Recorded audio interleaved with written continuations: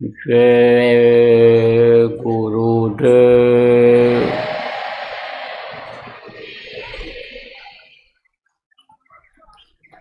सर्वसमर्थ सर्वत्र अस्मरणीय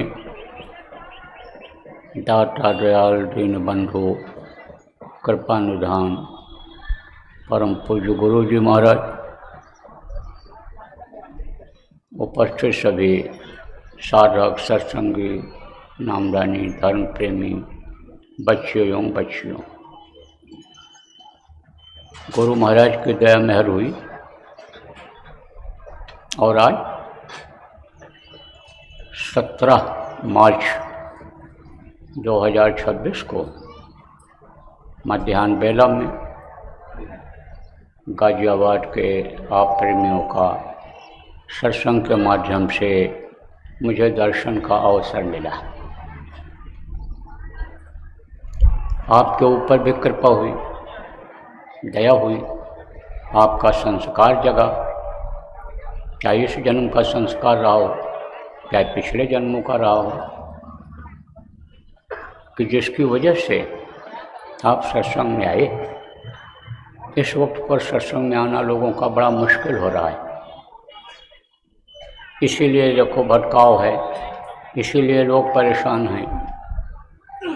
शांति खोज रहे हैं, सुकून खोज रहे हैं, तकलीफ को दूर करना चाहते हैं, लेकिन दूर नहीं हो रही है, शांति नहीं मिल रही है, लड़ाई झगड़ा टेंशन नहीं ख़त्म हो रहा है। गृहस्थ आश्रम में पहले लोग सुखी रहते थे, अब दुख झेल रहे हैं, बीमारियां साथ नहीं छोड़ रही हैं। एक चीज़ को सुलझाते हैं, दूसरा फिर उलझ जाता है। जिस तरह से आदमी को शांतिपूर्वक रहना चाहिए, जो खाए वो आराम से हजम हो जाए, पत्नी पतिव्रता हो, पति एक पत्नीधारी हो, पुत्र आज्ञाकारी हो, बिजनेस व्यापार में नौकरी काम में बरकत मिले, तो इससे बड़ा सुख इस दुनिया में क्या हो सकता है, भौतिक रूप से अगर देखा जाए तो। लेकिन ये चीज़ें ख़त्म होती दिखाई पड़ रही हैं और हर कोई परेशान है, चाहे छोटे तबके का आदमी हो, चाहे बड़े तबके का हो, चाहे कोई छोटा नेता हो, चाहे बड़ा नेता हो, चाहे छोटा अधिकारी कर्मचारी हो, चाहे बड़े हों, सब के सब लोग दुखी हैं। नानक दुखिया सब संसार, उन्होंने कहा सब दुखी। सुखी वही जो नाम आधार, सुखी वो है कि जो नाम को पकड़ लेता है। कौन सा नाम? भगवान का नाम, प्रभु का नाम, जिनको बहुत से लोग ईश्वर कहते हो, उनका नाम। लेकिन वो नाम कि जिससे सुख मिल जाए, शांति मिल जाए, आत्मा का कल्याण मिल जाए, जिसके लिए गोस्वामी जी महाराज ने कहा नाम लिया तो बहुत सुंदर सुख ही, नाम लेते ही बहुत सागर सूख जाए, वो कौन सा नाम है? तब आगे उन्होंने कहा नाम रहा संतन आधीना, और संत बिना कोई नाम नहीं छीना, बगैर संतों के नाम की पहचान नहीं हो सकती है। तो संतों के पास जाना लोगों ने बंद कर दिया, सत्संग सुनना बंद कर दिया, तो कहाँ से नाम मिलेगा? नाम की कमाई कहाँ से हो पाएगी? नाम की डोर कैसे पकड़ में आएगी? इसलिए आज की तारीख में आप चाहे नए हो चाहे पुराने हो, ये ज़रूर समझो कि भाई सत्संग सुनते रहना है, सत्संग की व्यवस्था बनाते रहना है। और जो सत्संग कर लेते हो, जिनको लाभ और मान क्यों चाहे, लाभ और मान की इच्छा नहीं है जिनकी, और एक निशाना गुरु का है, अपना कुछ नहीं, ऐसे लोग आप बराबर सत्संग करते रहो, सुनाते रहो। एक व्यवस्था बना दी गई है, केंद्र की हो चाहे प्रांत की हो, उन लोगों वे लोग जहाँ ड्यूटी लगाएं, ऐसे जगहों पर सत्संग बराबर करते रहो। अब आप कहोगे भाई वो ड्यूटी लगाएंगे और ये जो गीता रामायण पढ़ करके सुना करके ये लोगों को समझाते हैं, हम नहीं कर पाएंगे। आप सब लोग सत्संग कर सकते हो, चाहे थोड़ी देर का सत्संग हो, और चाहे ज़्यादा देर का सत्संग हो। देखो, बहुत तनिक बात में ही अंगुलमाल के अंदर बदलाव आ गया था। डाकू था, साधु प्रकृति का हो गया। वाल्मीकि जैसे डाकू थे, बदल गए एक ही शब्द से। तो आप जितने भी प्रेमी हो यहाँ बैठे हो, ये कोई मत समझो कि हम नहीं सुना पाएंगे, नहीं कहेंगे। आप समझा सकते हो। क्या समझाना रहेगा ये तो अभी आपको बताऊंगा। मोटी मोटी बातों को आपको समझने की ज़रूरत है, क्योंकि पुराने लोगों को भी समझना है आज, और जो नए लोग आए हो आपको भी समझाना है। तो आप ये बात समझो, ये दुनिया और ये संसार और दुनिया की ये जो चीज़ें हैं, ये जड़ हैं। जड़ किसको कहते हैं? जो एक जगह से दूसरी जगह आ जा न सके, वो जड़ होता है। और आप हम कौन हैं? मुसाफिर हैं। मुसाफिर किसको कहते हैं? जिसके लिए कहा फकीरों ने, महात्माओं ने कि चंद रोज़ा मुसाफिर हैं हम सब यहाँ, धीरे धीरे बिखरते चले जाएंगे। कुछ समय के लिए इस धरती पर हम लोग भेजे गए हैं, इस मृतलोक में आए हैं, और धीरे धीरे धीरे सब चले जाएंगे। देखो, जितने भी लोग यहाँ बैठे हो, सबको एक न एक दिन शरीर छोड़ना है। एक साथ नहीं, आगे पीछे, लेकिन जाना सबको इस दुनिया से है। क्योंकि इस धरती का नियम है कि जो पेड़ फलता है वो झड़ता है, जो आग जलती है वो बुझती है, और जो पैदा होता है मरता है। तो मरना तो पड़ेगा। अब ये शरीर मिल गया तो इसके लिए खाने का इंतजाम करना है। तो चाहे घर में ही घूम घूम करके इंतजाम करो, सामान लाओ, आटा गूँथो, फिर उठ करके चले जाओ, साग सब्जी ले आओ, उसको काट कूट के सही करो, बनाओ। आटा नहीं तो आटा पिसवा के लाओ, नहीं है खरीद कर लाओ बाज़ार से।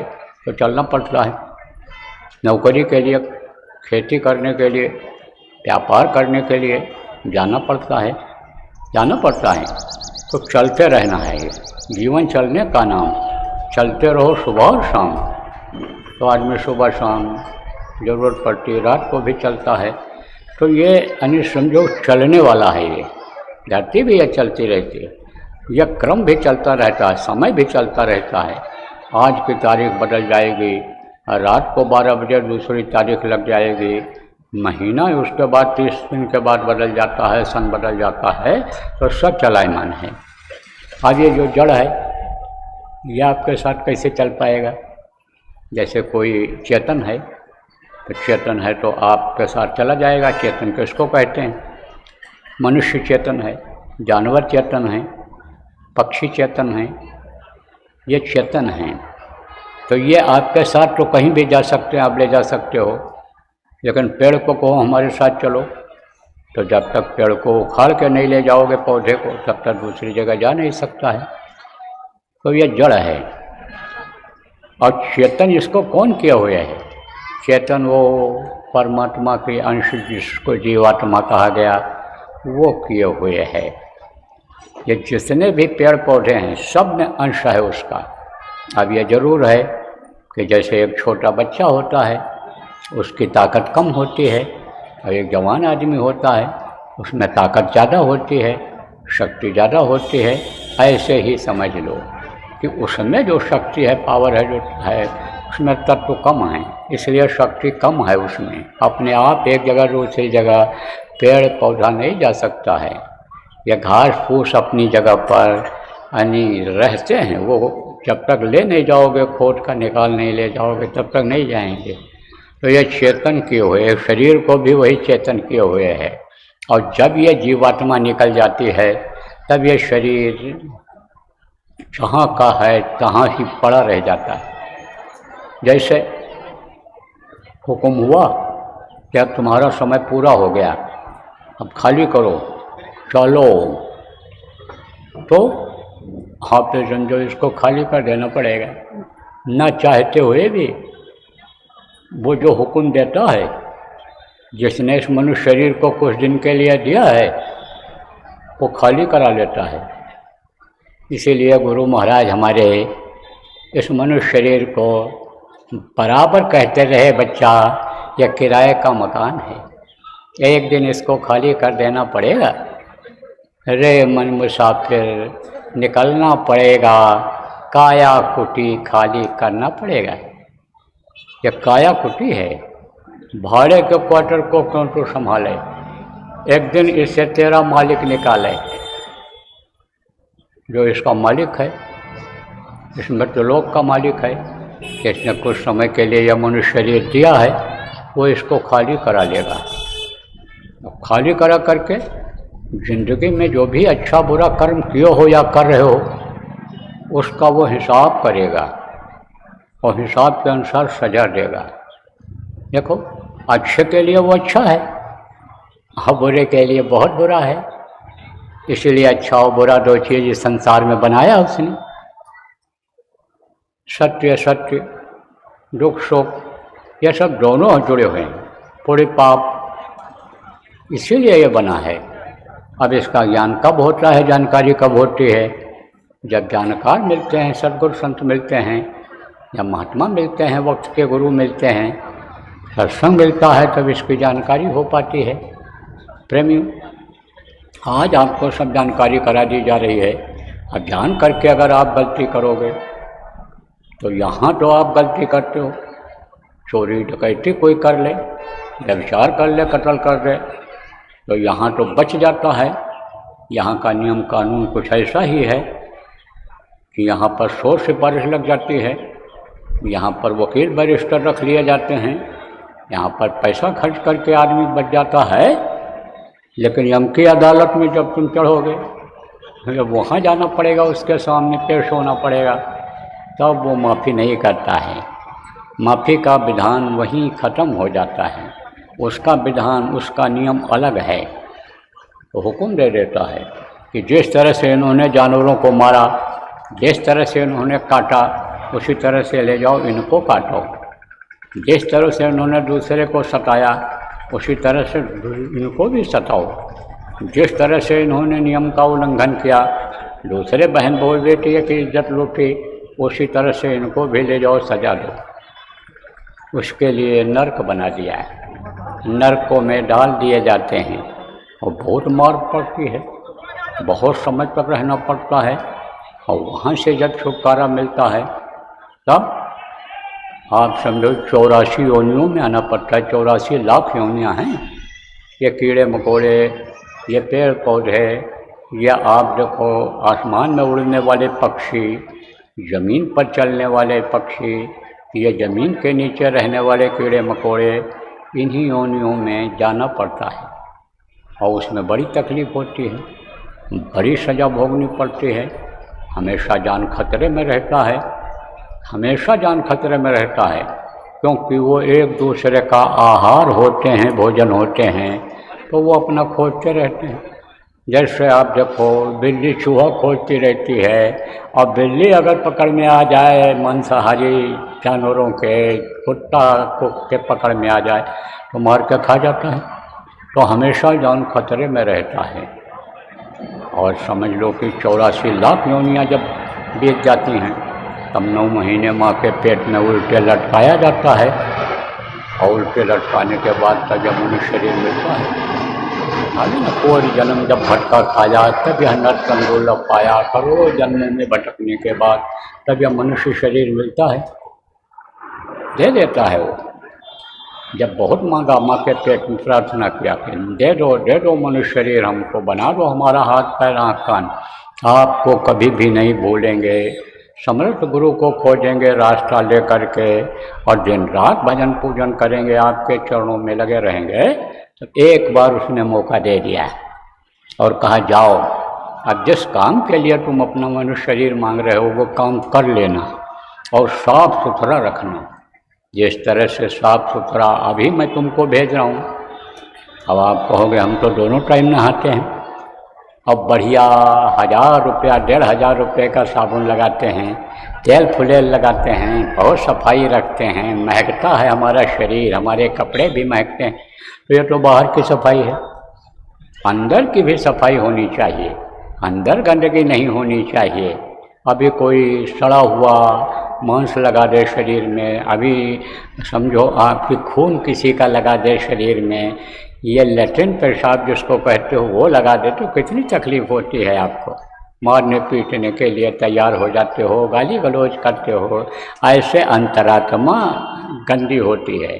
कोई कहेगा भाई क्यों गाली दे रहे हो, बोलोगे कि इसने देखो खून लगा दिया हमारे बदन में, इसने जो है ये सड़ा हुआ मांस ला करके लगा दिया, मांस फेंक दिया, लैट्रिन फेंक दिया हमारे ऊपर, यही तो कहोगे ना, यही कहोगे कि भाई गंदा कर दिया मुझे को, मेरा कपड़ा गंदा कर दिया। ऐसे ही अंदर का कपड़ा है, ये अंदर की सफाई है, ये उसने साफ सुथरा भेजा, कहा इसको गंदा मत करना, इसके अंदर मुर्दा मांस मत डालना, किसी पशु का नहीं, पक्षी का नहीं, किसी भी अन्य समझो ऐसे जानवर का नहीं कि जिससे अन्य जिसमें जान रहती है, जान तो सब में रहती है, कहा किसी भी पशु पक्षी का मांस मत डालना, मछली मत डालना, अंडा मत डालना, गंदा मत करना। और सद्गुरु की खोज करके, वक्त के गुरु की खोज करके उनसे तुम नाम ले लेना और उस नाम से पुकारना, उसी नाम से तुमको रास्ता मिल जाएगा, मैं भी मिल जाऊंगा। और मेरे ऊपर जो रास्ता गया हुआ है, जो सतदेश में गया हुआ है, सतपुरुष में गया हुआ है, वो भी तुमको मिल सकता है। जब बहुत प्रेम उनसे हो जाता है तब वो कहते भी हैं, जैसे दिल की बात कोई किसी से कह देता है, जब ज़्यादा प्रेम हो जाता है, दिल मिल जाता है, तो कहते भी हैं कि हम तो उन तक नहीं पहुंच सकते हैं, हम तो बिल्कुल नहीं जा सकते हैं, दर्शन नहीं कर सकते हैं उनका, लेकिन तुम जा सकते हो, उनसे मिल सकते हो, उन्हीं में समा सकते हो, उनके जैसा बन सकते हो, तो तुमको मौका देते हैं। अब आप नए लोग कहोगे किसके जैसा? जो सत्य है उसके जैसा। सत्य देखो हमेशा सत्य ही रहता है, और सत्य हमेशा जीवन में काम आता है आदमी, और सत्य में कोई मिलावट नहीं होती है, सत्य की कोई क्वालिटी नहीं है, सत्य तो सत्य होता है, तो वो सत्य है। मौत सत्य है, मौत में कोई मिलावट नहीं है, मौत कैसे भी आवे लेकिन मौत का आना है, मौत आती ही है, ऐसे वो सत्य है। तो सत्य मिल जाए या सत्य को कोई पकड़ ले, सत्य की राह पकड़ ले, तो फिर वो सत्पुरुष तक पहुंच जाएगा। ये भारत भूमि है, भारत में हमेशा महात्माओं का आना जाना रहा है। महात्माओं का काम क्या रहा है? उपदेश करना, समझाना, सतपथ दिखाना, अज्ञान अंधियारी हटाना, ये उनका काम रहा है। तो जब संख्या बढ़ती है, लोगों को उनकी बातों से फ़ायदा होने लगता है, वो ज़रूरत समझते हैं, तो एक जगह से दो जगह, दो जगह से तीन जगह, चार जगह, 5 जगह अपना आश्रम कह लो, मठ कह लो या मंदिर कह लो, वो बनाते हैं। देखो हमेशा होता रहा है, कई मठ बने हुए हैं, कई मंदिर बने हुए हैं भारत देश में, कई देवी देवताओं के स्थान बने हुए हैं। अब तो देवी देवताओं के नाम पर लोग कॉलोनियाँ काट रहे हैं, दुकान का नाम रख रहे हैं, मोहल्ले का नाम रख रहे हैं, लेकिन पहले ऐसा नहीं था। तो इसी तरह से एक महात्मा जी थे, उनके कई मठ थे, तो मठ पर एक आदमी को भेजते थे वो, जो मठ को चला ले जाए, लोगों को संभाल ले जाए, लोगों को दिशा देख ले जाए, दिशा दे ले जाए, सही रास्ते पर चला ले जाए, सबको एकजुट रख करके और सबको अपने मिशन के बारे में बता सके, ऐसे को भेजते थे। तो एक जगह के जो मठाधीश थे, महंत थे, उनका शरीर छूट गया, अंत हो गया उनका, चले गए। थोड़ा आनंद फानंद तो व्यवस्था लोगों ने संभाल लिया, पूजा पाठ जो भी होता था कोई उसी में से कराने लग गया। लेकिन ये नियम रहा है कि किसी न किसी को ये अधिकार मिलता है, चलाने का दिया जाता है, ऊपर से ही आदेश होता है। तो वहाँ के लोग जो थे, मठ के मंदिर के आस पास के जो गाँव के लोग थे वहाँ आते कहते थे। उन लोगों ने कहा क्या भाई ऐसे काम नहीं चलेगा, किसी न किसी को अपना मुखिया बनाना पड़ेगा। लोगों ने कहा भाई हम लोग तो अंदर की बात जानते नहीं और वो सबके अंदर की बात जानते हैं, और अंदर में से शक्तिशाली होना चाहिए, उसके अंदर ताकत होनी चाहिए। कोई इसमें पहलवानी वाली बात तो है नहीं कि हट्टा कट्टा मोटा तगड़ा हो, पहलवान हो वही ये काम कर सकता है, तो इसकी जानकारी तो है नहीं। तो गुरु जी के पास चला जाए, गुरु जी ही किसी को दे दें, गुरु जी ही किसी को भेज दें और उसके आदेश के अनुसार हम लोग चलें कि हमारा भी काम बन जाए। तो गए गुरु जी के पास, गुरु जी से कहा हमको कोई आप दीजिए। बोले हाँ ठीक है, अच्छी बात है, सुन लिया। वो लोग चले आए, वो दिन बीता, फिर गए कुछ लोग, बोले कि गुरु जी आप हम लोगों को दे दीजिए कोई आदमी। बोले देख रहा हूँ किसको भेजा जाए आपके यहाँ। फिर चले गए वो लोग। फिर उसके बाद में फिर लोगों ने ये कहा, आश्रम वासियों ने, मठ के लोगों ने, गांव वासियों ने, कि लगता है अब हम ही लोगों को किसी को बनाना पड़ेगा, सर्वसम्मति से राय लेकर के, सबकी राय लेकर के हम ही लोगों को बनाना पड़ेगा, क्योंकि गुरु जी तो भेज नहीं रहे। तो उसमें कुछ बूढ़े बुजुर्ग लोग थे, उन्होंने कहा भाई एक बार और चला जाए, हम लोग भी चलते हैं। तो गए, तो बोले हम लोग अब बहुत निराश होकर के आए हैं आपके पास, और हम चाहते हैं कि हमको आप दे दीजिए कोई आदमी। बोले अच्छी बात है, ठहर जाओ आप लोग आज। रात को वहीं ठहर गए। अब सोने लगे, सोचने लगे सोने से पहले किसको भेजा जाए, कैसे किया जाए। उधेड़ बुन करते रहे। बोले चलो सुबह जैसी मौज होगी, जब ध्यान लगाएंगे भजन पर बैठेंगे, जैसी दया हो जाएगी हुक्म हो जाएगा, वैसा कहीं सो गए। तो कुछ ऐसा हुआ कि रात को सोचते रहे। जैसे आप कोई चीज़ सोचते रहते हो तो जल्दी नींद नहीं आती है। अरे ये जो पैसे वाले लोग हैं, पैसे में ही जिनका मन लगा रहता है, उनको रात को नींद की गोलियां खानी पड़ती हैं, तब नींद आती है। क्यों? क्योंकि वो सोचते रहते हैं 99 का 100 कैसे करें, 100 का 1000 कैसे करें, लाख कैसे करें, करोड़ कैसे बनाएं, कैसे कहाँ छुपावें, कैसे कैसे करें, इसी में लगे रहते हैं। आप तो समझो योगी और भोगी ये जगते हैं, तो योगी तो योग करता है और भोगी लोग भी सिंपल है। भोगी किसको कहते हैं? खाने के लिए, खाना भी एक भोग है, देखना भी एक भोग है, सुनना भी एक भोग है, बच्चा करना, पैदा करना भी एक भोग है। तो जो इसमें फंसे रहते हैं उनको जल्दी नींद नहीं आती है। तो नींद उनको भी नहीं आई, देर से थोड़ा सोचते रहे। बोले भाई गुरु की दया हो जाएगी, सुबह तक कुछ न कुछ गुरु महाराज रास्ता निकाल देंगे, निर्णय ले लिया जाएगा। सो गए, देर से उठे, थोड़ा अंधेरा, मतलब रोज़ तो 4 बजे 3 बजे उठ जाते थे। उस दिन जब अंधेरा ख़त्म होने लगा तब उठे। तो उनके एक घोड़ी थी, तो घोड़ी वहाँ बनी रहती थी। तो जब ये सुबह उठे तो देखा कि एक आदमी घोड़ी का पैर खोलने में लगा हुआ है। घोड़ी को ऐसे पैर उसका ऐसे बांध देते थे कि ज़रूरत भर का चले, दौड़ न पावे, भाग न पावे, और एक रस्सी से दूर ऐसे बांध दिया करते थे कि भाग के न चली जाए, कहीं और न चली जाए।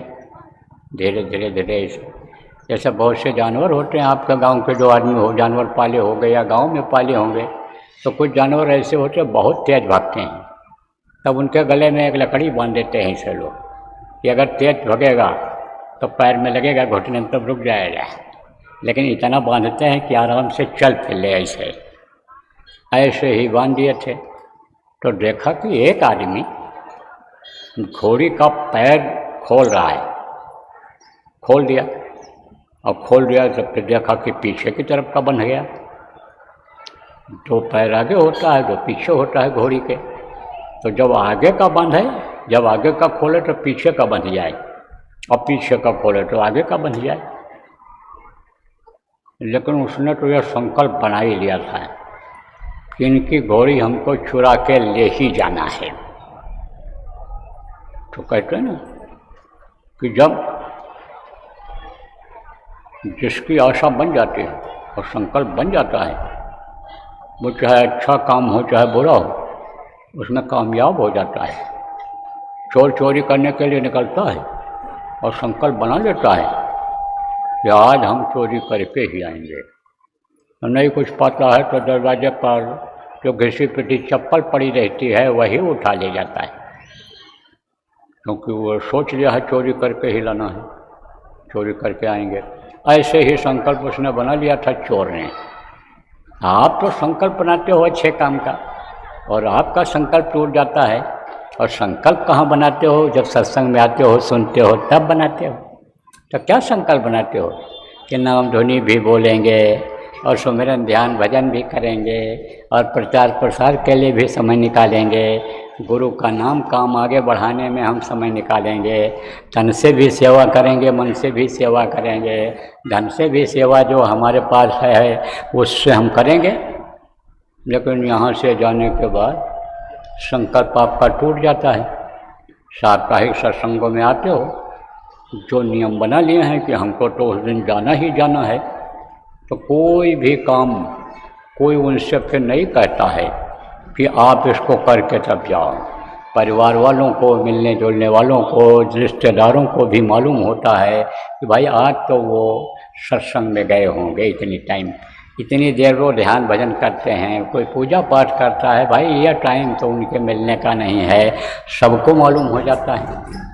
तो आप समझो कि जो नियम बना लिए हो कि हमको सत्संगों में जाना है, तो सत्संग में आते हो, थोड़ी देर जब बैठते हो तो मन को शांति मिलती है, लेकिन जाने के बाद फिर वो काम आप बच्चियों नहीं करती हो। कौन काम? जो वहाँ ध्यान और भजन कराया जाता है, जो वहाँ उपदेश किया जाता है, सुनाया बताया जाता है महापुरुष के बारे में, वो फिर काम से आप दूर हो जाते हो, तो फिर उसी में फंस जाते हो। इसलिए संकल्प बनाना चाहिए अच्छे काम के लिए। जो संकल्प बना लेता है कामयाब हो जाता है। तो उसने, चोर ने संकल्प बना लिया था कि हम चोरी करके ही दम लेंगे, और चोरी की आदत बन गई थी उसकी, क्योंकि बाप दादा भी चोरी करते थे, उसके परिवार वाले ही चोर थे, चोरों के कुनबे में पैदा हो गया, उसका संस्कार उस तरह का बन गया। लेकिन पहले के संस्कार उसके अच्छे थे, पूर्व जन्म के संस्कार अच्छे थे। अब इतना दिन का लेना देना था कर्मों का, तो वहाँ जन्म ले लिया, दे दिया गया था। तो वो जो पूरे कर्म उसके जगते थे, तब वो महात्माओं के यहाँ चला जाता था, महात्माओं के पास चला जाता था उपदेश सुनने के लिए। आश्रम पर इधर उधर चला जाया करता था चोर। तो कहा, एक दिन महात्मा जी ने कहा, भाई जब भी चेतो तभी सही, और गलती सबसे होती है। सत्संग में सुना रहे थे कि गलती सबसे होती है, लेकिन जब गलती मालूम हो जाए कि हम गलती करते हैं, तब उसकी माफ़ी मांग लेनी चाहिए, तो वो माफ़ हो जाता है। और जिंदा रहने पर अगर माफ़ी मांग ली जाए तो फिर दिक्कत नहीं रहती है। और मरने के बाद अगर कोई माफ़ी मांगा यमराज के सामने, जैसे मैंने कहा, तो वो माफ़ होने वाला रहता नहीं है, माफ़ करता नहीं है वो। तो यही सब समझा रहे। तो जब सब लोग चले गए, तब गया और चरणों पर गिरा और कहा, महाराज मैंने तो बहुत चोरी किया है, और चोरी करने के लिए मैंने कत्ल भी कर दिया, मार दिया है, बड़ा अपराध किया मैंने महाराज। मेरे अंदर तो बहुत बुराइयाँ उसी वजह से आ गई, खर्चा मेरा बढ़ गया, मेरी आदत खराब हो गई, मेरे साथ के लोग गलत मिल गए, उसकी आदत मेरे में हो गई। महाराज ये कैसे दूर होगा? बोले बच्चा दूर हो जाएगा। बोले ना महाराज, बाकी बातें तो आप बताए हो सब ठीक है, हम छोड़ देंगे, मांस भी नहीं खाएंगे, मछली भी नहीं खाएंगे, और ये शराब भी छोड़ देंगे, हम संकल्प, लेकिन महाराज हम चोरी नहीं करेंगे तो खाएंगे कैसे? हम चोरी तो करेंगे ही करेंगे, इतनी छूट हमको दे दो। बोले अच्छा तू चोरी करेगा? बोले हाँ करूँगा। तो कहा चोरी करेगा तो तू सच बोलना, जा तू बस एक बात मेरी पकड़ ले कि सच बोलना तू, तो झूठ कभी किसी से मत बोलना। बोला महाराज इसका पालन तो हम कर ले जाएंगे। तो अब वो देखते रहे महात्मा जी। अब नज़दीक में जब गए तो देखा तो इनको, लेकिन यही सोच लिया था घोड़ी तो हम ले ही जाएंगे, खोल करके इसको ले ही जाएंगे। तब पूछे भाई इसको तुम कौन हो, क्या कर रहे हो? बोला हम चोर हैं और घोड़ी चुराने के लिए आए हैं और हम घोड़ी लेकर ही जाएंगे। बोले अच्छा। तब कहा कि तब क्यों नहीं ले गया, तू कब आया था? अरे बोला जब आप लोग सो गए तभी आ गया और तभी से खोल रहा हूँ, और जब आगे का पैर खोलता हूँ तो पीछे का बंध जाता है और पीछे का खोलता हूँ तो आगे का बंध जाता है। ये घोड़ी का पैर छूटता नहीं, खुलता ही नहीं है। बोले तो तू कैसे ले जाएगा? अब बोले अब आप ही बताओ, आप तो महात्मा हो, आप बताओ कि घोड़ी हमको मिलेगी कैसे? बोले देख जब घोड़ी मैं दूंगा तो इसको तब तुझको मिलेगी। तो उसको घोड़ी चाहिए? और बोला घोड़ी चाहिए हमको। तो कहा कि तू छुड़ाने के लिए आया? तो किसने बताया तुझको कि जो है तू हमको सत्य क्यों बोल रहा है कि चोर हूँ मैं, झूठ क्यों नहीं बोला? बोले हम महात्मा जी हमारे गुरु मिले थे थोड़ी देर के लिए, उन्होंने कहा था कि झूठ मत बोलना और संकल्प बना करके कोई काम करना तो उसमें तू कामयाब हो जाएगा। तो मेरा तो संकल्प बन गया घोड़ी लेके चलना है। तो कहा तो घोड़ी तो तुझको मैं दे दूँगा, ले जा घोड़ी। बस महात्मा जी की दया हुई और घोड़ी का पैर खुल गया। कहा ले जाएगा? कहाँ ले जाएंगे, घोड़ी ले जाएंगे। तब कहा अच्छा ठहर जा, मेरी बात अब मानेगा? बोले हाँ आपकी भी बात सुन लूँगा, मानने लायक होगा मान लूँगा। तो कहा देख घोड़ी तो बहुत कम कीमत की है, बेचेगा तू क्योंकि इसको खिला नहीं पाएगा और इस पर सवारी करके तू चोरी करने के लिए कैसे जाएगा? तो चोर है। कहा हाँ चोर हूँ। कहा कि तूने कितनी चोरियाँ किया? बहुत चोरी किया मैंने, बहुत चोरी किया और चोरी के आड़ में मैंने बहुत बुरे कर्म किए, लेकिन सब मैंने छोड़ दिया। केवल यही चोरी का वरदान मांगा था कि आप हमको यही वरदान दे दो कि हम चोरी न छोड़ें, हमारी चोरी न छुड़वाओ। और संकल्प हमने बना लिया कि हम संकल्प के साथ काम करेंगे। तो हम दो चीज़ इसको पकड़े हुए हैं। तब उन्होंने कहा देख इससे बड़ी चीज़ तुझको मिल जाए। तब कहा बड़ी चीज़ क्या मिलेगी? अरे कहा सब कुछ मिल जाएगा, तुझको चोरी नहीं करनी पड़ेगी, तुझको और कोई उपाय नहीं करना पड़ेगा, जो मैं बता दूंगा उसको जब तू करेगा। तब कहा अच्छा तो हमको आप बता दोगे? बोला बता दूंगा। तब तक सवेरा हो गया था। तो वो जो गांव वाले और मठ के जो आश्रम के जो लोग थे वो सब आए। बोले गुरुजी अब हमको आदेश दीजिए, हम लोग क्या करें? बोले तुम लोग अच्छा करो, या तो 2 रोज़ बाद आओ, अब या तो 2 रोज़ और रुक जाओ, बिल्कुल पक्की बात है, तुमको मैं दे दूँगा किसी को। तब बोले कि ठीक है महाराज जी। तब बोले सब लोग राय मिलाए। बोले अब जाएंगे नहीं बगल ले करके, क्योंकि गुरुजी तो कई बार कहे पक्का तभी होगा काम कि जब हम किसी को लेकर ही जाएंगे साथ में। तो वो लोग रुक गए।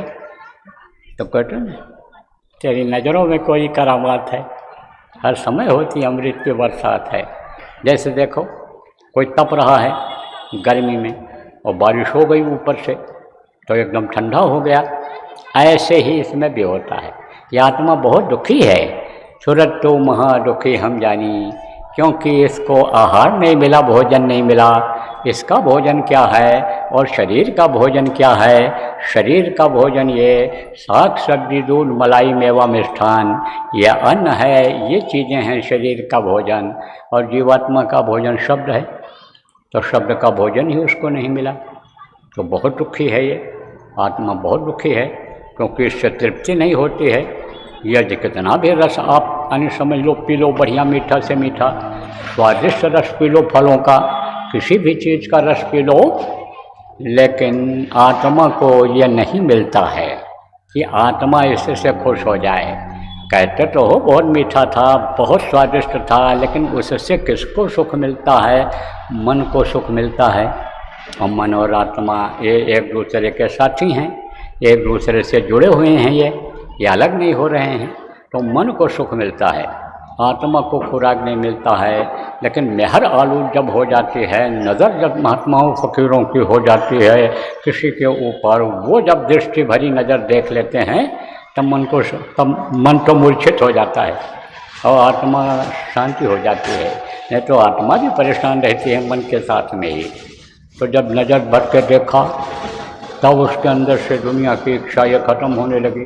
जब खुराक मिला किसको, जीवात्मा को, और मन जब मूर्छित हुआ, और नहीं तो मन ही शरीर को लगाए रहता है खाने पीने वाली चीज़ों में, यही लगाए रहता है दुनिया की चीज़ों को पाने में। तो मन जब थोड़ा ढीला पड़ा, उसको शांति मिली, तब वो समझ गया कि भाई ज़रूर कोई बड़ी चीज़ हमको मिलने वाली है जो दुनिया में नहीं मिली है। तब उसको दे दिया उन्होंने नामदान। हम नामदान दे करके पढ़ाई करा दिया। देर लगती है उनको। अरे जब उसके अंदर भक्ति आ गई, प्रेम आ गया। प्रेम कैसे होता है? जब विश्वास हो जाता है। अब विश्वास जब हो जाता है कि ये जो कुछ भी करेंगे हमारे लिए अच्छा ही करेंगे, बुरा नहीं करेंगे, तब उनसे प्रेम हो जाता है जब, और भक्ति तब आ जाती है कि भाई ये जो कहें वो उसको हमको करना चाहिए। तो जब भक्ति आ जाती है तब भजन में भी मदद मिल जाती है। और नहीं तो बिन गुरु भक्ति शब्द में पचते, सो प्राणी तू मूरख जान, शब्द खुलेगा गुरु में हर से खींचे सूरत गुरु बलवान। आप देखो, ध्यान लगाते हो, आप भजन करते हो, लेकिन शब्द पकड़ में नहीं आता है आपको सुनाई नहीं पड़ता है, कुछ दिखाई नहीं पड़ता है, शब्द की पकड़ नहीं हो पाती है। लेकिन गुरु की दया अगर हो जाए तो फट से अभी आवाज़ आ जाएगी, बहुत लोगों को आ भी जाती है। लेकिन कब? जब उनके आदेश का पालन करते हैं, भक्ति करते हैं उनकी। भाई गुरु जो आदेश करें, चाहे रैन में हो, बैन में हो, शयन में हो, उसको इसीलिए तो कहा जाता है कि करना चाहिए, पूरा करना चाहिए।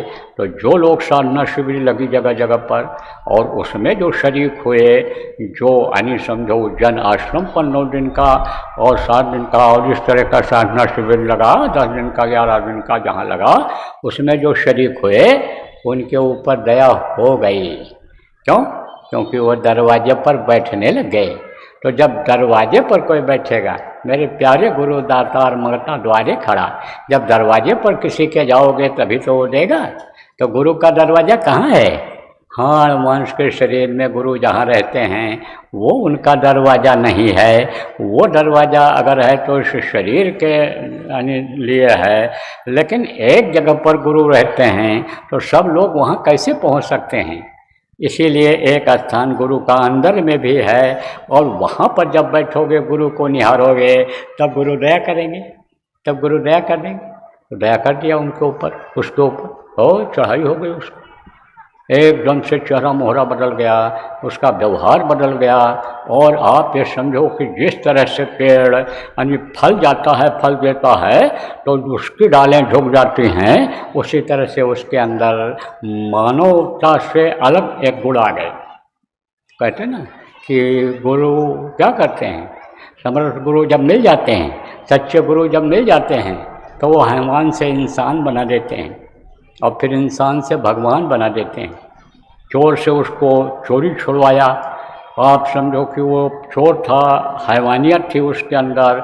एक महात्मा वो मिल गए जो मार काट करके लूट करके लाता था, जानवरों को मार करके खाता था, वो छुड़वाया, हैवानियत छुड़वाया। और ये मिल गए उनसे काबिल से समर्थ थे, तो इन्होंने चोरी छुड़वा दिया, इंसान से भगवान बना दिया, भगवान तुल्य बना दिया। तब 2 दिन के बाद फिर उसी को भेज दिया, कहा आप इनको ले जाओ, ये चला ले जाएंगे। तो सत्य जो होता है वो हमेशा काम आता है। इसीलिए गोस्वामी जी महाराज ने कहा कि धर्म न दूजा सत्य समाना, और आगम निगम पुराण बखाना। जितने भी यानी समझो धार्मिक ग्रंथ हैं, पुराण है, वेद हो, चाहे जो हो, सब में सत्य को ही धर्म बताया गया है, और उसी चीज़ को आदमी छोड़ दे रहा है। कम से कम पहला पाठ यही तो पढ़े कि ये जो धर्म के 4 स्तंभ हैं, इनको हम समझ जाएं, जान जाएं। धर्म न दूजा सत्य समाना, आगम निगम पुराण बखाना, सबसे सेवा धर्म कठोरा, सेवा धर्म परहित धर्म नहीं भाई, परोपकार, अहिंसा परमो धर्मा। यानी समझो इसी को तो समझ जाए आदमी। इसको अगर समझ जाएगा तो मनुष्य शरीर पाने का भी मतलब समझ जाएगा।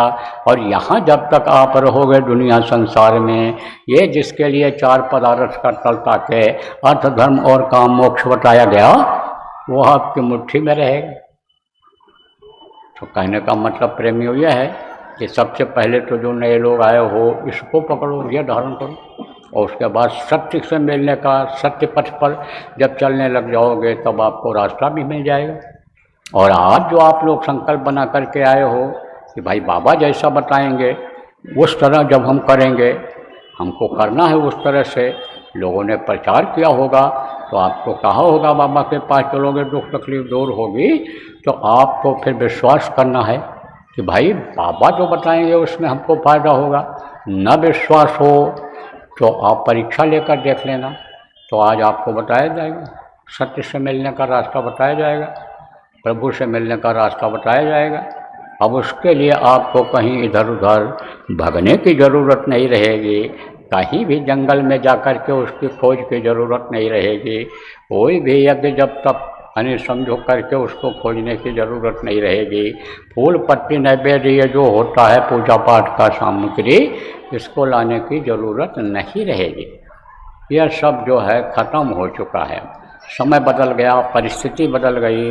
लोग इस वक्त पर देखो बहुत मर रहे हैं, अकाल मृत्यु बहुत हो रही है। और अभी आपने क्या देखा, अभी तो लाशों पे लाशों का होगा नज़ारा। और सुनते तो जाओ संदेश हमारा, हमारी बात को अगर नहीं सुनोगे और हमारी बात को अगर लोग नहीं सुनेंगे तो बहुत मरेंगे। और शुरू हो गया इधर मरना। आज आपको बता देता हूँ, इस गाजियाबाद की भूमि पर आप नोट कर लेना, आज की तारीख को नोट कर लो, 17 मार्च 2026 को बता देता हूँ कि कुछ देशों के तो नामो निशान मिटने के संकेत हैं, बहुत थोड़ी आबादी रह जाएगी। मीलों मीलों दूर, कई कई किलोमीटर पर रोशनी दिखाई पड़ेगी, आदमी नहीं रह जाएंगे, जन धन की बहुत हानि होगी। 2 देश तो ऐसे रहेंगे और 2 देशों की आबादी आधी हो जाएगी, नुकसान आधा, वहाँ आधा नुकसान होगा।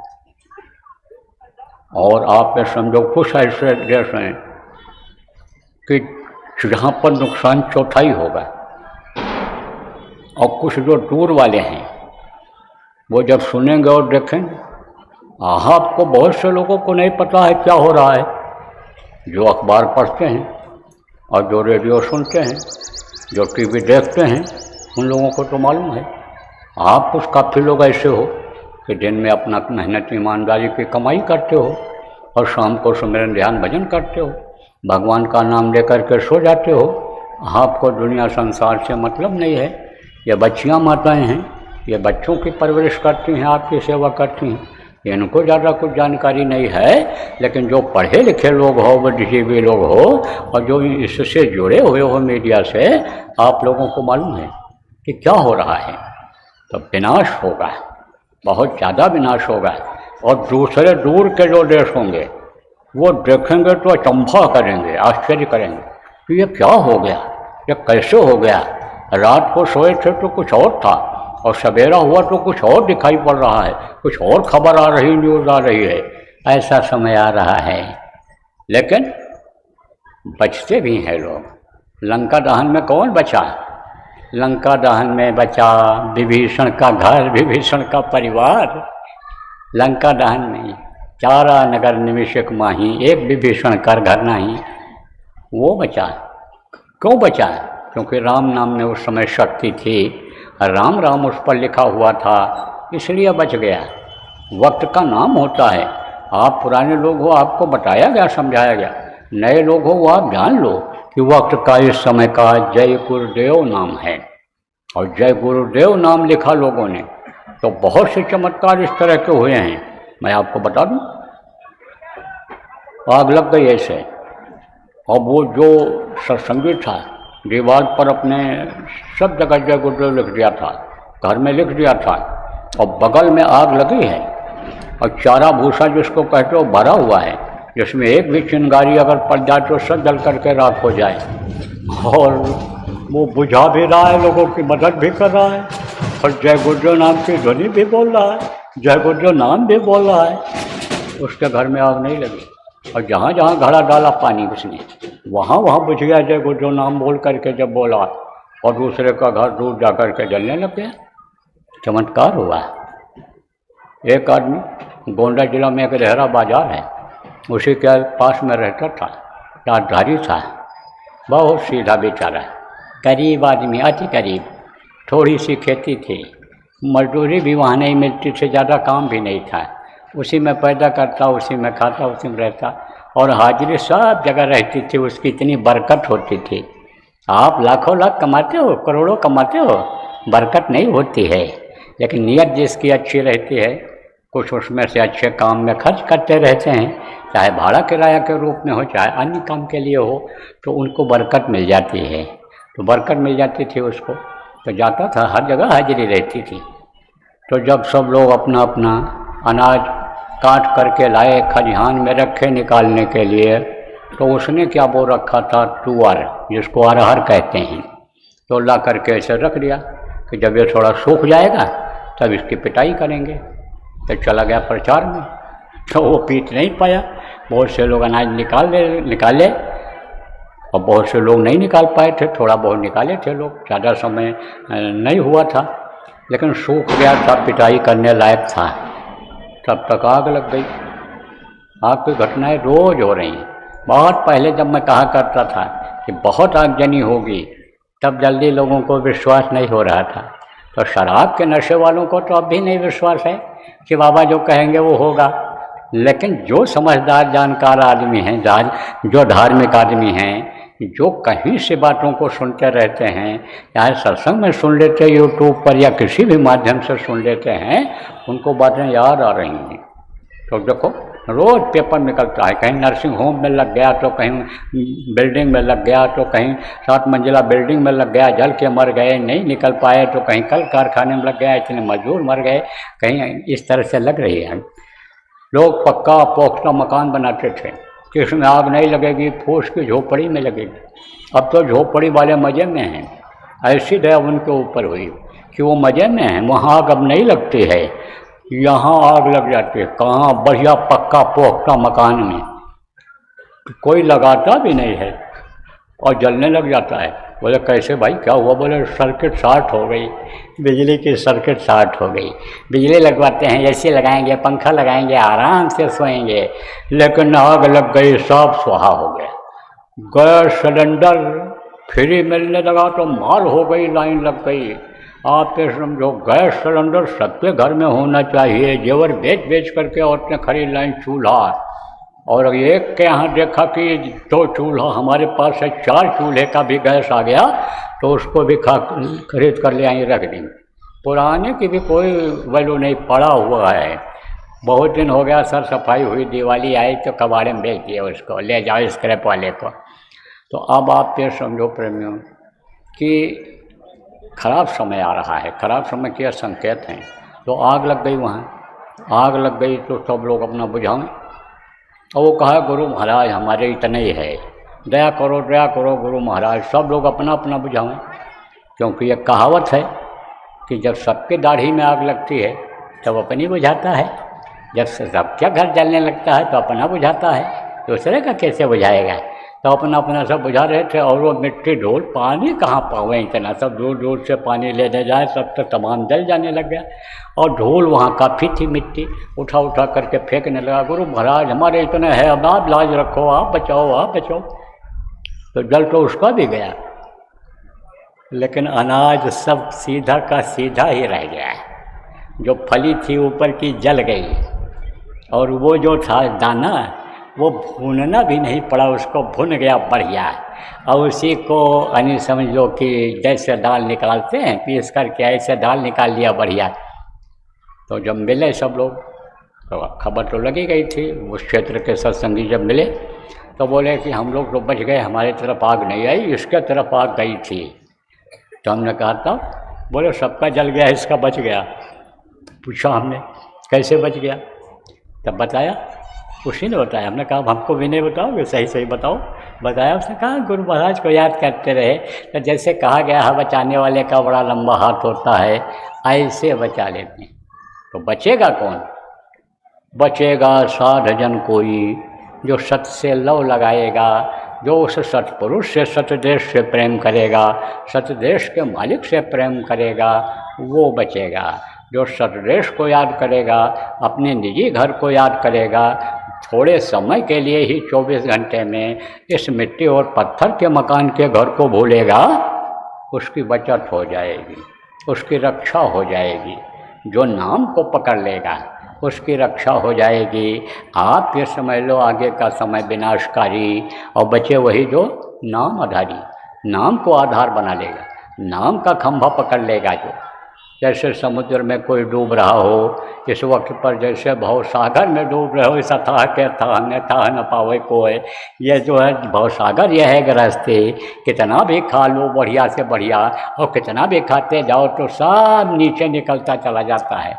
रात को खाओ, सुबह ले जाओ, खाली कर आओ, फिर पेट खाली हो जाए, फिर कमाओ, फिर खाओ, फिर रो नौकरी नहीं मिल रही छूट गई, फिर रो कि मजदूरी नहीं लग रही है, नुकसान हो गया, खेती में पैदावार नहीं हुई। यही रोना धोना, यही दुख तकलीफ, यही जन्मना और मरना, जन्मने और मरने की पीड़ा बर्दाश्त करना, यही है भव सागर। ऐसे जैसे बताया सागर में कोई डूब रहा हो और कोई खंभा मिल जाए, पकड़ ले तो बचत हो जाती है। इसी तरह से ये भवसागर का एक खंभा है। क्या खंभा है? यह नाम, नाम की कमाई, यह साधना। शरीर को साधो, मन को साधो और नाम का खंभा पकड़ो। इसके लिए कहा जा रहा है बच्चे वही जो नाम आधारी, जो आधार बना लेगा उसका। अब सब लोग इसको नहीं समझ पाए होंगे तो हम बता दें आपको। पढ़े लिखे लोग तो समझ गए, देवियाँ भी ये समझ गई, लेकिन आप नहीं समझ पाए होंगे जो, तो आपको समझा देता हूँ।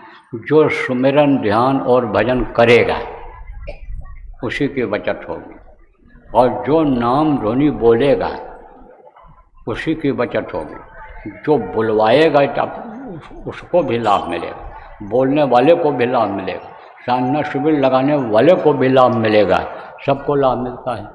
और जो लगवाए हो, जानते हो, मिला होगा लाभ।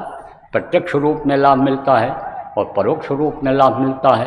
प्रत्यक्ष किसको कहते हैं कि जैसे रुपया पैसा किसी को दे दिया गया, ये लो, तो प्रत्यक्ष फायदा हुआ, उसका मिल गया।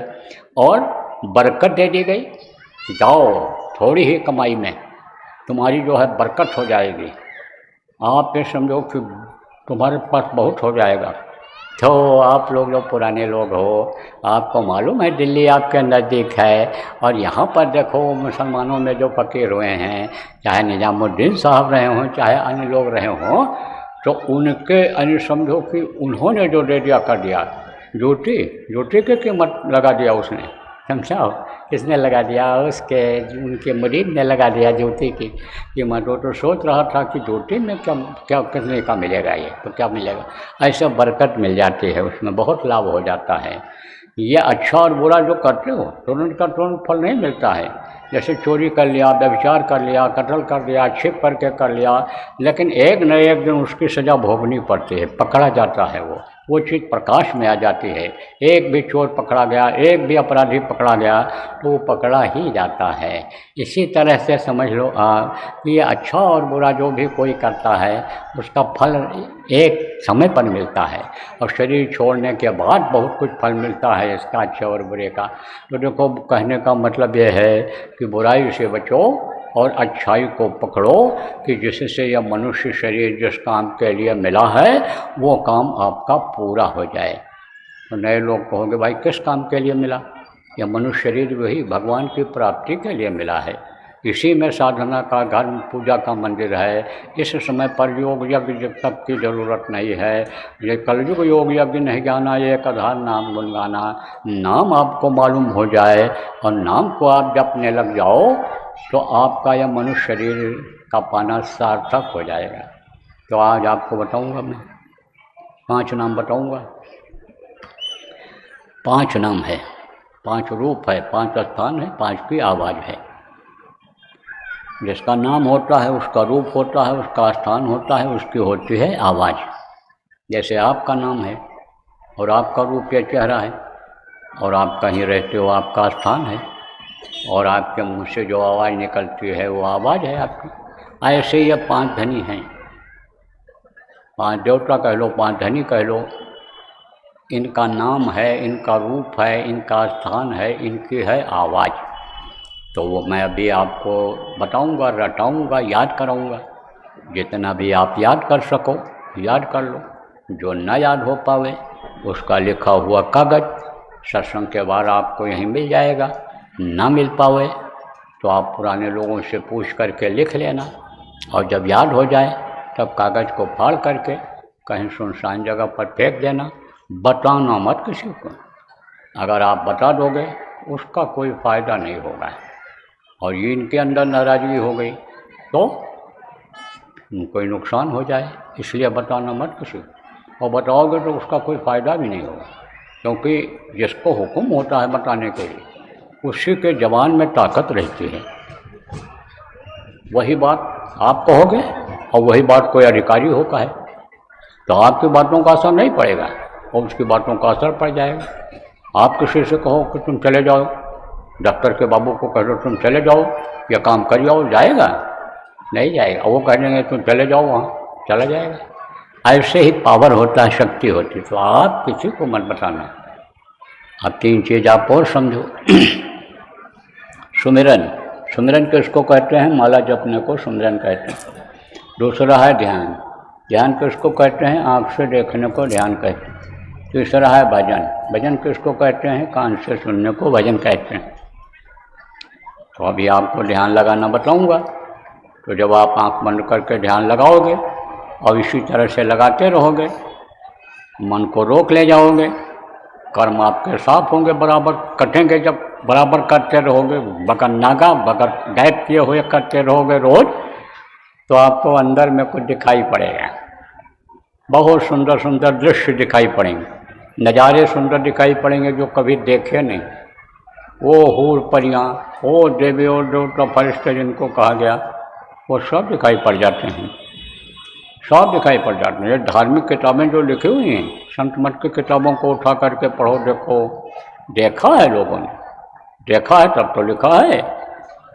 क्या लिखा? बिना भूमि एक महल बना है, तामे ज्योति अपारी रे, अंधा देख देख सुख पावे, बात बतावे सारी रे। और उदाहरण देकर समझा दूँ, विश्वास हो जाए। गोस्वामी जी महाराज ने कहा उधर हिमालय सुनंद नजर आया, और देखो बहु ब्रह्मांड निकाया। जब मैं ऊपर की तरफ गया, इधर अंडलोक में जब पहुंचा, वहाँ ये पिंडलोक है, वो अंडलोक है ऊपर देवी देवताओं का। तो देखा कोटिन चतुरानंद गौरीशा, करोड़ों शंकर, करोड़ों पार्वती, करोड़ों ब्रह्मा, करोड़ों विष्णु को मैंने देखा। जब मैं वैकुंठ में गया, स्वर्ग में गया, जब देवलोकों में गया, तो ये सब मैंने देखा। तो जब दिखाई पड़ते हैं तो मस्ती आ जाती है। वहाँ से मन नहीं कहता फिर नीचे आने को। राजा जनक के गुरु ने जब उनकी सूरत चढ़ा दिया अष्टावक्र ने, और ऊपरी लोकों में गए और आनंद पाने लगे, तब कहा उन्होंने, अरे लौटा राजा लौटा, ये राज कौन करेगा? तेरे बच्चे अभी चिल्लाने लग जाएंगे कि राजा को मार दिया मेरे, तो तेरे ऊपर दया हो गई, लौटा। बोला अब न बुलाओ, अब ये आनंद छोड़ करके हम तो लोक में नहीं जाएंगे, वहाँ दुख के संसार में, गंदगी के लोक में नहीं जाएंगे। यहाँ की खुशबू हमको मिल रही है, वहाँ तो बदबू ही बदबू है। तो जब देखोगे तो खुश हो जाओगे, और खुश होकर के दूसरों को बताने लगोगे। जैसे बहुत धन हो जाए, बहुत धन हो जाए, तब आदमी बता देता है, बोलने लग जाता है। क्या बोलता है? अरे कहो तो ये फैक्ट्री हम खरीद लें या दुकान खरीद लें, तो अपनी ज़मीन सब बेच दे, तो समझ लो गर्मी आ गई, पैसे की गर्मी आ गई। ऐसे ही सोचोगे कि भाई यानी समझो कि बता भी देंगे तो हमारा कुछ नहीं होगा। जान जाता है जब कोई नुकसान नहीं होगा तो बता देता है। और पहले की बात है, एक जमींदार साहब थे, तो वहाँ शहर में रहते थे, और गांव का आदमी गया, कोठी थी उनकी यहाँ, पहले यहाँ रहते थे, शहर में रहने लग गए। तो गया आदमी, बताया कहाँ डकैतों की चिट्ठी आई है कि हम डकैती करेंगे उनके यहाँ। अरे बोला जा तू, जब वो डकैत आ जाएंगे और वो अपना खोजने लग जाएंगे, अपना लूटने के लिए जब आ जाएंगे, तब तू चले आना, मेरे को खबर कर देना, और फिर मैं यहाँ से फोर्स लेकर के आ जाऊँगा। तो उसने कहा कि यहाँ आने में 1.5 घंटा लगता है। तब कहा अरे रात भर खोजेंगे तो वहाँ तक नहीं पहुँच पाएंगे जहाँ तक हमारा माल रखा है, इतना सुरक्षित कर लिया था। ऐसे आपने समझो कि हमारा माल अब ये सुरक्षित हो गया, लेकिन धोखा हो जाएगा, ये लुट जाएगा आपका माल जो अंदर का है। ये धन जो आप इकट्ठा करोगे साधना करके, जो यहाँ भी आपके काम आवे और मरने के बाद भी काम आवे, जहाँ भी जाओ इस देश को छोड़ करके दूसरे देश में, इस धरती पर जहाँ भी जाओ आप स्वर्ग वैकुंठ में, देवलोक में, सब जगह काम आवे, वो आपका लुट जाएगा, नहीं रह जाएगा आपके पास। इसलिए कुछ भी दिखाई पड़े तो बताना मत। और सुनाई भी पड़ता है, जब कान बंद करके सुनने की कोशिश करते हैं, आवाज़ पकड़ में आ जाती है, जिसको अनहद वेदवाणी आकाशवाणी कहते हैं, तब मस्ती आ जाती है। इतनी मस्ती आती है कि मदहोश हो जाता है आदमी, यही नहीं देख पाता है फायदा होगा कि नुकसान होगा। देखो जब मस्ती में आता है नाचने वाला, अरे खूब नाचता है, यह नहीं देखता है कि हम गिरेंगे, मर जाएंगे, कमज़ोर हैं हम, हार्ट के मरीज हैं। तमाम समाचार देखो आता है कि मामा जी नाच रहे थे भांजे की शादी में और गिरे, वहीं मर गए, हार्ट अटैक हो गया। तो मस्ती आ गई कि भांजे की शादी है। तो नहीं समझो, ऐसे बहुत केस हो रहे हैं। तो जब ये आवाज़ सुनता है बुढ़ा रेडियो का, मस्ताना बाजा सब सुनता है, तब ये नहीं देखता है कि हमारी उंगली टूटेगी कि या जांघ की हड्डी टूटेगी, नहीं, ऐसे सिर हिलाने लगता है। अब आप सोचो कि आदमी के बजाए हुए बाजा में जब इतनी मस्ती आती है, तो जो बाजा ऊपर का है जो वो बजा रहा है, उस बाजा को सुनोगे तो मस्ती आएगी, आनंद आएगा कि नहीं आएगी? खूब आएगा। लेकिन अगर बता दोगे तो बंद हो जाएगा। तब जैसे मीरा रोती थी, गलियों में घूमती थी, रात रात दिन मोहिनी न नावे भावे अन्न न पानी, ऐसे हो जाएगा बच्चों, ऐसे हो जाएगा बच्चों। इसलिए बताना मत किसी को, या रट लो, याद कर लो। अब 3 चीज़ समझो, 3 आँख, 3 कान और 3 नाक। 2 आँखें ये बाहर, इससे बाहर की चीज़ दिखाई पड़ती है, और एक आँख अंदर जीवात्मा में है, वही परमात्मा की अंश जीवात्मा जो यहाँ बैठी हुई है, यही पूरे शरीर को चलाती है। अंग अंग में, नस नस में इसकी शक्ति है। लाखों की संख्या में नसें हैं, 72,000 नाड़ियाँ हैं, खट चक्र हैं, शेर चक्र हैं, 10 प्रकार के प्राण हैं। ये सब इसी से चलते हैं, जीवात्मा से चलते हैं यहाँ बैठे। तो एक आँख उसमें है, जीवात्मा में है। उसका रास्ता कहाँ से? यहाँ से देखा जा सकता है। दोनों आँखों को एक जगह पर टिका करके और जीवात्मा को देखा जा सकता है। एक आँख उसमें है। इन बाहरी आँखों से दुनिया की चीज़ों को देखते हैं, और अंदर की आँख से, जीवात्मा की आँख से ऊपरी लोगों की चीज़ों को देखते हैं। 2 कान ये इधर, इससे बाहर की आवाज़ सुनाई पड़ती है, और एक कान अंदर जीवात्मा में है, उससे ऊपरी लोगों की आवाज़ें सुनाई पड़ती हैं। और 3 नाक, एक सुराख या दाहिनी तरफ है और एक के बाईं तरफ है। यह है नाक।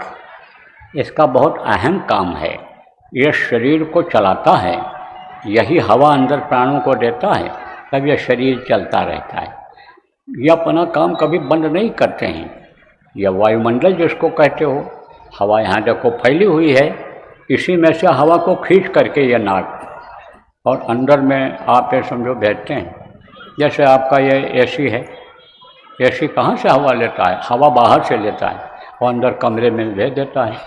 और अंदर की जो गर्मी होती है वो जिसको एग्जॉस्ट कहते हैं, एग्जॉस्ट से बाहर निकाल देता है, तो कमरा ठंडा हो जाता है।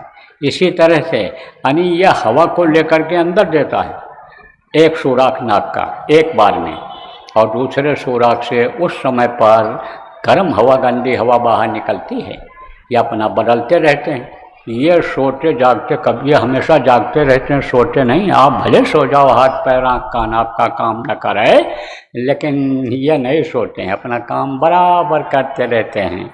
ये ऑटोमेटिक मशीनें जो दुनिया में हैं, ये तो खराब हो सकती हैं, फेल हो सकती हैं, लेकिन ये जो उसकी बनाई हुई मशीनें हैं, कुदरत की बनाई हुई, प्रकृति की जिसको कहते हो, भगवान ईश्वर खुदा कहते हैं, उसकी बनाई हुई मशीन ये कभी भी फेल नहीं होती है। तो यह नाक कभी फेल नहीं होता है। ये तो बस आखिरी टाइम पर ही बंद होता है ये इसका काम। तो अब आप ये समझो, सो जाते हो, साधना करते हो, तो भी ये धीरे धीरे अपनी गति से अंदर शरीर को चलाने के लिए हवा लेते रहते हैं। तो प्रेमियों, 2 नाक या बाहर और 1 नाक है अंदर जीवात्मा में, उससे ऊपरी लोगों की खुशबू मिलती है, और इस नाक से खुशबू और बदबू दोनों मिलती है। तो यहाँ तो बदबू है, ऊपरी लोगों में कोई बदबू नहीं, कोई गंदगी नहीं, कोई झाड़ू लगाता नहीं मिलेगा, कोई नापदान साफ करता, नाली साफ करता नहीं मिलेगा, कोई भी सेप्टिक टैंक नहीं मिलेगा, कोई भी वहाँ अन्न खाते नहीं है जो आप खाते हो जिसमें सड़न आती है, बदबू आती है। कोई भी जानवर इस तरह का नहीं है, कोई भी जानवरों को मार के नहीं खाता है, और ऐसे हड्डी और ये सब खून नहीं फेंकता है। वहाँ पर खुशबू ही खुशबू है, और मस्त हो जाती है जीवात्मा वहाँ। तभी तो कहते हैं जो अलल से हैं मस्ती में डूबे, होश कब है उन्हें ज़िंदगी का। जैसे आप कहीं घूमने के लिए जाते हो, पार्क में शहर के लोग हो, और रात को भोजन के बाद कहते हैं चलना चाहिए, कम से कम 1 मील तो चलना ही चाहिए, और घूमने के लिए आप जाते हो, तो वहाँ पर मान लो रात रानी का खुशबू आ रहा है, तो मन कहता लो यहीं थोड़ी देर खुशबू ले लें। मोगरे की खुशबू आ जाती है, बगीचा है, तो मन कहता लो यहीं ले लें खुशबू। इसी तरह से ये जीवात्मा मस्त हो जाती है। तो मस्ती आएगी तो बता दोगे, बता दोगे तो बंद हो जाएगी। तो अरे भाई ये इत्र फुलेल क्या है, ये जितने भी इत्र और इस तरह के बनते हैं, यह सब किस में बनते हैं? घास लेट, ये जो रोशन है जिसको कहते हो, ये जो तमाम तेल हैं ऐसे उसमें मिलाते हैं एसेंस को। अगर शुद्धता है तो किस में है? प्योर अगर मिल जाए तेल उसका, जैसे चंदन है, चंदन का तेल मिल जाए तो वो तो शुद्ध होता है, बाकी सब में मिलावट होती है। थोड़ी देर लगाने के बाद वही आप समझो मिट्टी के तेल की बदबू आती है। तो यहाँ तो समझो कि मिलावटी चीज़ें हैं, वहाँ कोई मिलावटी नहीं। तो बताना मत किसी को, जो भी सुनाई पड़े दिखाई पड़े उसको बताना नहीं है। और देखो जैसा मैंने बताया कि आपको घर नहीं छोड़ना, ज़मीन जायदाद नहीं छोड़ना है, बाल बच्चों को नहीं छोड़ना है, गृहस्थ आश्रम में रहो, बाल बच्चों की देख रेख करो, खाने कमाने का अपना साधन बना लो, और मान लो मौसम के बदलाव से या खाने पीने की बदपरहेजी से कोई रोग हो जाए तो उसके लिए दवा भी ले लो, दवा भी ले लो, दवा के लिए मना नहीं करता हूँ। अब ये ज़रूर है कि जो नकली दवा मिल जाती है, ऐसी दवाएं जो थोड़ी देर के लिए आराम देती हैं, एलोपैथिक वगैरह, वो समझो कि कम लेना चाहिए, क्योंकि जिसको इंग्लिश में साइड इफ़ेक्ट करते हैं, यानी जिसका यानी समझो कि एक तरह से गलत प्रभाव पड़ता है कुछ अंगों पर, उससे बचना चाहिए। जड़ी बूटियों में बड़ी ताकत होती है, वैद्य अगर काबिल मिल जाएं, आदमी को जानकारी हो जाए तो ऐसी दवाओं से ठीक कर लिया जाता है। और न 100 दवाई न एक परहेज, अगर परहेजी खाना खाया जाए, मन जिस चीज़ को कहे किस समय पर खाने के लिए है वो न खाया पिया जाए, तो ऐसे भी रोग से बचत हो जाती है। बहुत बातें आपको बताई गई हैं, संयम नियम सा बताया गया है। संयम नियम से रहने वाला आदमी जल्दी बीमार नहीं पड़ता है। उम्र के हिसाब से मेहनत जब करता है तब तो असर आता है, और बाकी ऐसे नहीं।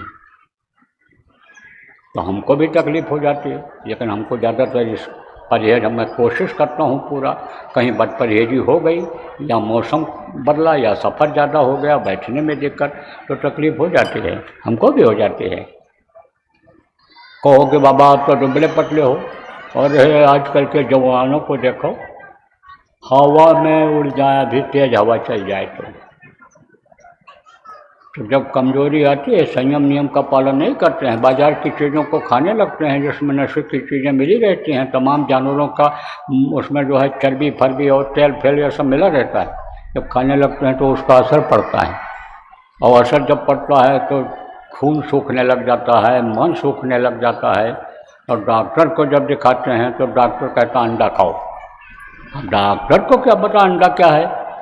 ये माताएं मासिक धर्म होती हैं, खराब खून इकट्ठा होता है तो बच्चा बन जाता है। और मुर्गियों का खराब खून, उनका लैट्रिन पेशाब का खराब हिस्सा जब इकट्ठा होता है तो अंडा बन जाता है। तो वो तो कहता अंडा खाओ। इतना गर्म, ये बच्चियों की हालत देखो खराब हो जाती है जब मासिक धर्म होती हैं, ये बड़ी गर्मी पैदा होती है बदन में।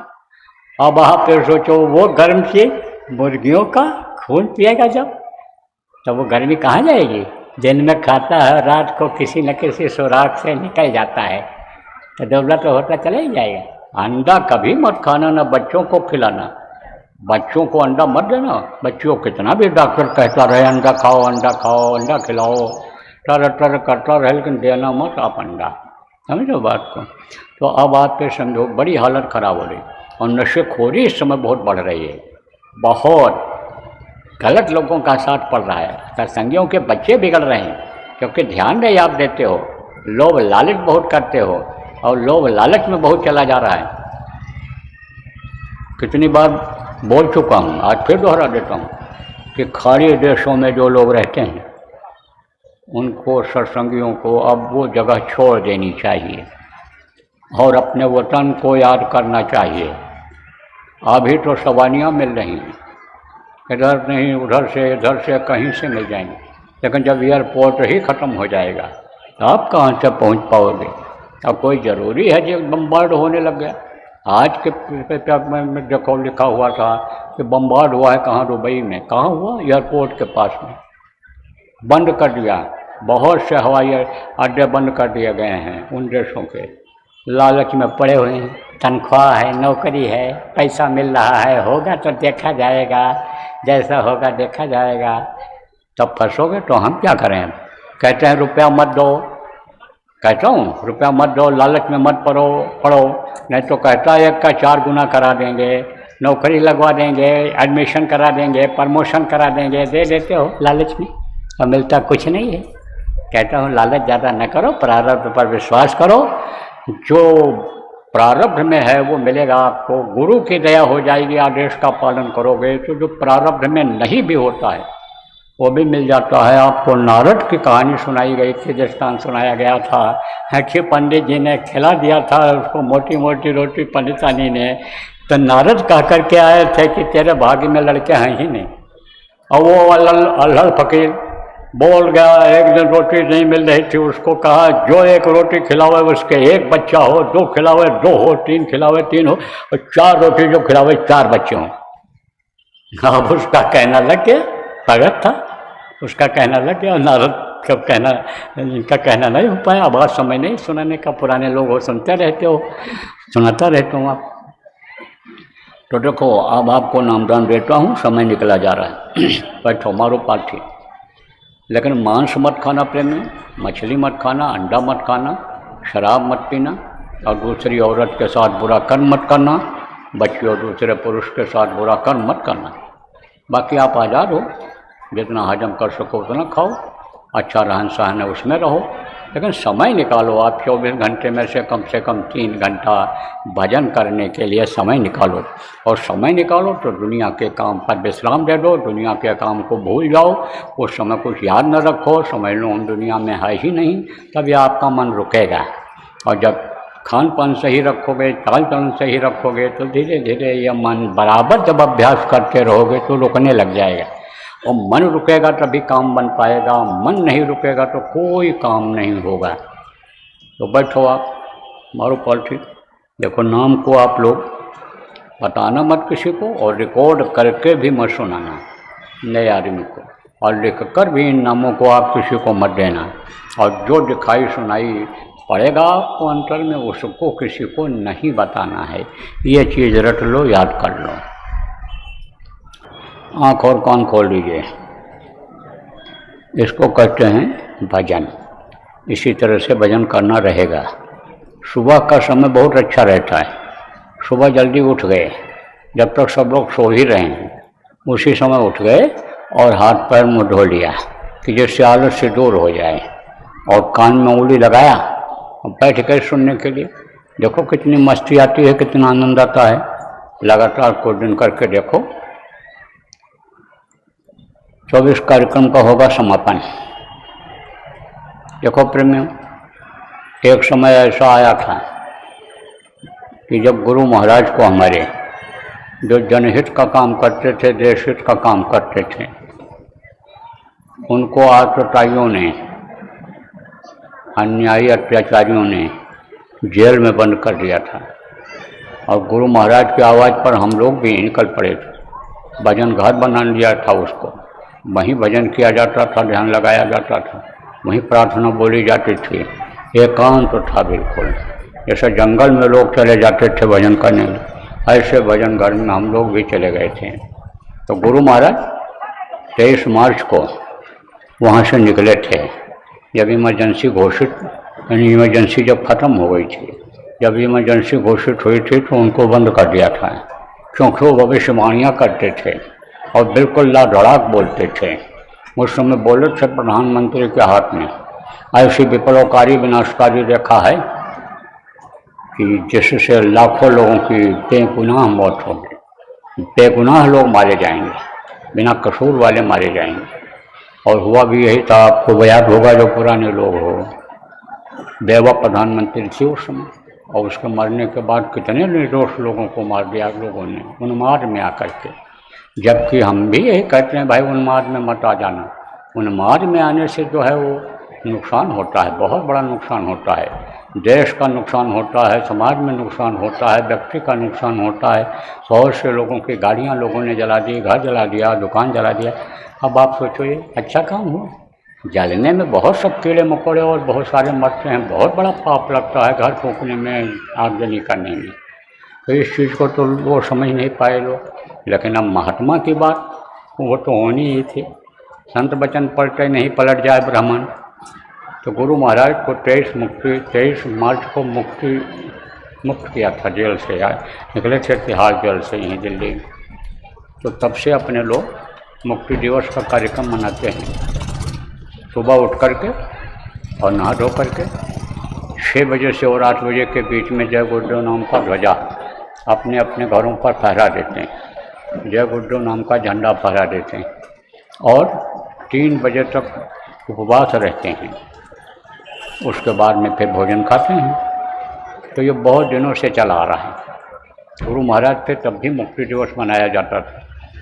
वो जहाँ रहते थे वहाँ भी मनाया जाता था, आश्रम पर मनाया जाता था, अपने अपने घरों में लोग मनाते थे, सामूहिक रूप से मनाते थे। तो वही परंपरा चली आ रही है, सब जगह मनाया जाएगा। तो ज़्यादातर तो उज्जैन आश्रम पर मनाया जाता था, लेकिन अब कार्यक्रम लग गया तो जहाँ पर अनिश्चित हो जाता वहीं पर मना लिया जाता है, झंडा लगा दिया जाता है। तो ज़्यादातर ऐसा ही हुआ है कि जहाँ जहाँ भी आश्रम हैं वहीं पर ये जो त्यौहार के रूप में अपने कार्यक्रम मनाए जाते हैं, किए जाते हैं, वहीं पर होते हैं। जैसे दशहरा है, दिवाली है और आपका ये होली है, ये सब ज़्यादातर पहले शुरू में उज्जैन आश्रम पर ही होता था। लेकिन अब की बार देखो होली वहाँ किया गया, दिवाली दूसरी जगह किया गया और 23 मार्च मुक्ति दिवस का भी यह कार्यक्रम वहाँ पर एक छोटा सा देहरादून में आश्रम बना रखा है लोगों ने, वहाँ पर हो जाएगा, वहीं झंडा लगा दिया जाएगा।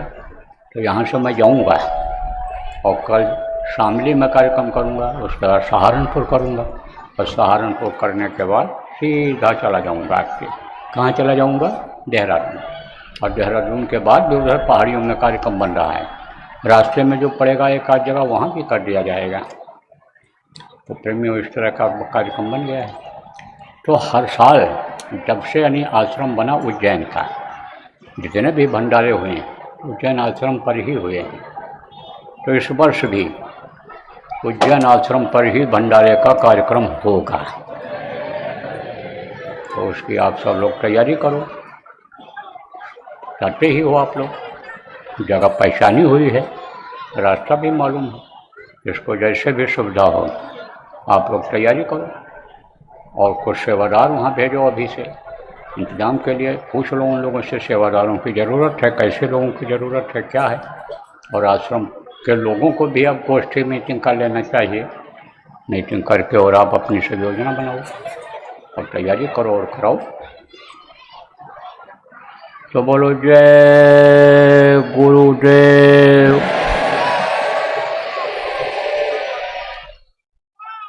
यह विनती गुरुदेव हमारी,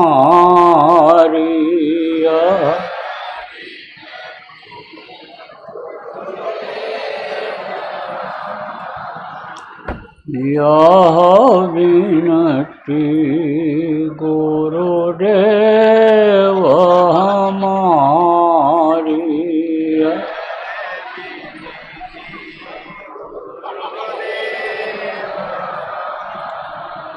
गुरु पद स्नेह छूटे नहीं कबहि गुरु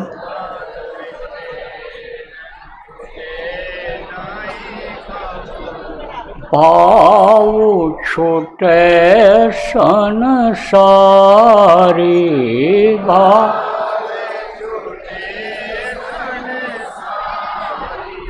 यह विनती गुरुदेव हमारी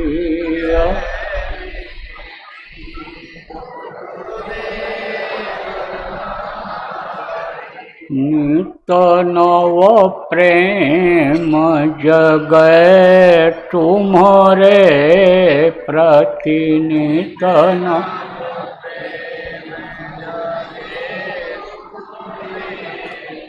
राम नाम आधारी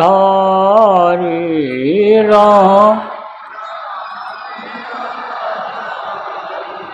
यह विनती गुरुदेव हमारी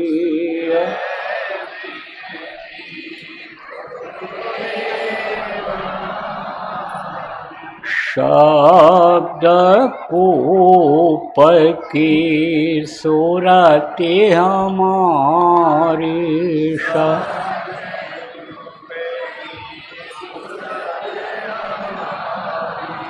बनी रहे पनिहारी बन यह विनती गुरुदेव हमारी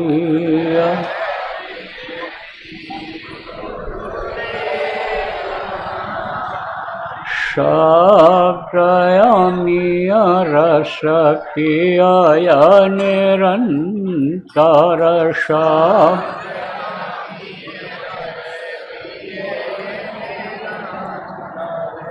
झूले अधर्म झारी झूल यह विनती गुरुदेव हमारी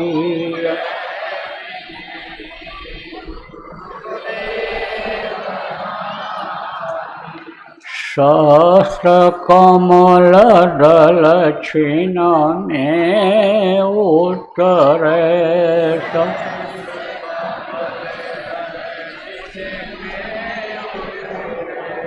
त्रिकुटी ले सम्हारी त्रिकुटी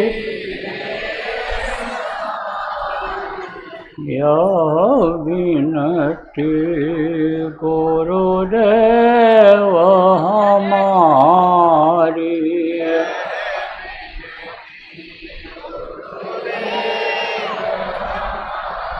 निरखय रूप हंस वहाय अपनाने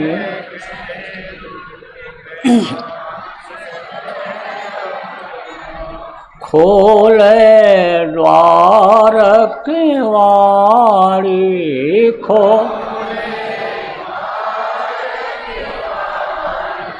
यह विनती गुरुदेव हमारी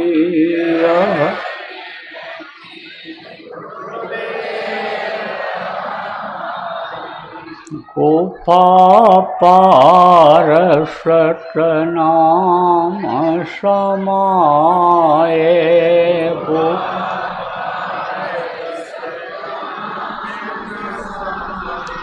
दुख सुख से होई न्यारी दुख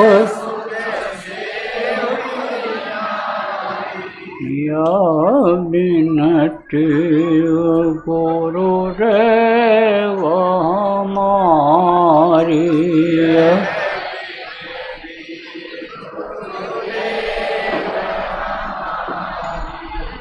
यह विनती दाता दयाल हमारी।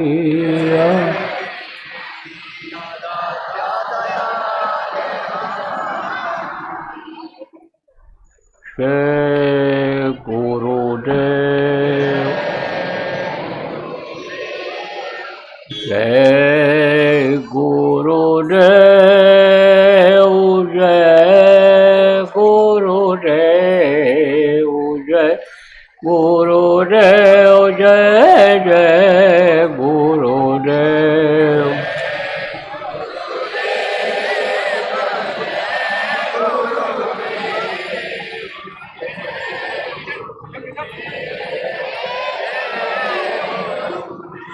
जय गुरुदेव, जय गुरुदेव, जय गुरुदेव, जय जय गुरुदेव।